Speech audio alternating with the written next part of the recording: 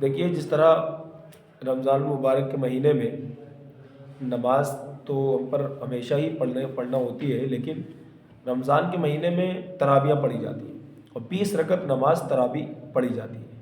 تو سب سے پہلی بات تو یہ ہے کہ ہمیں یہ سمجھنا ضروری ہے کہ تراویح سنت ہے، واجب ہے یا مستحب ہے، آخر کیا ہے؟ تو تراویح جو ہے وہ سنت موقدہ ہے، یعنی نبی کریم صلی اللہ علیہ وسلم نے جس کام کو ہمیشہ کیا ہو اس کو سنت موقدہ کہا جاتا ہے۔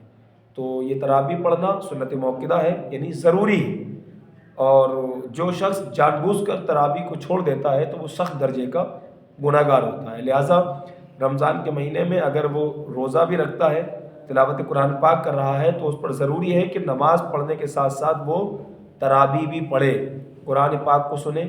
قرآن سننا یہ بہت ثواب کا کام ہے، اور حضور علیہ الصلوۃ والسلام کی سنت بھی ہے، اور تراویحوں میں پورا قرآن مکمل حافظ قرآن کی زبانی ہمیں سننے کو ملتا ہے۔ یہ بہت بڑا احسان ہے پاک پروردگار کا کہ ہم پوری سال قرآن نہیں سن پاتے ہیں مکمل، لیکن ایک حافظ قرآن کی زبانی ہم 20 رکعت تراویحوں میں پورا مہینہ پورے مکمل قرآن کو سن لیتے ہیں۔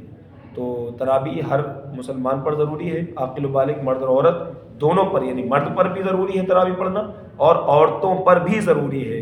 یہ غلط فہمی ہے خواتین حضرات میں، عورتوں میں، کہ عورتوں پر تراویح نہیں ہے۔ دیکھیے، عبادت میں ایسا نہیں ہے کہ عورتوں پر کم عبادت ہے اور مردوں پہ زیادہ ہے، ایسا کوئی مسئلہ نہیں ہے۔ جس طرح مردوں پر جتنی تراویح اور نماز ہے، اسی طرح خواتین یعنی عورتوں پر بھی اسی طریقے سے نماز ہے جس طرح مرد حضرات پر ہے۔ تراویح جس طرح مرد پڑھیں گے اسی طرح عورتیں بھی پڑھیں گی۔ یہ غلط فہمی دور کریں کہ عورتوں پر تراویح کی نماز نہیں ہے، سنت موقدہ ہے، نہیں پڑھیں گی تو جان بوجھ کر گناہ گار ہوں گی، اور پڑھیں گی تو اس کا ثواب اللہ تبارک و تعالیٰ ان کو عطا فرمائے گا۔ تو 20 رکعت نماز تراویح ہوتی ہے، 2 رکعت دو کر کے پڑھی جاتی ہے، اور ہر 2 رکعت کے بعد ایک دعائے تربیہ ہے، وہ دعا پڑھی جاتی ہے، وہ پڑھیں گے، اور 20 رکعت نماز مکمل تراویح پڑھیں گے۔ اور پڑھنے کا طریقہ جو ہے ہم عام طور پہ سب لوگ جانتے ہی ہیں، اور سب سے اہم بات یہ ہے کہ تراویح کسی حال میں چھوٹے نہیں، کیونکہ یہ سنت موقدہ ہے اور اس کا پڑھنا ضروری ہے۔ اگر جان بوجھ کے چھوڑتے ہیں تو گناہ گار ہوں گے۔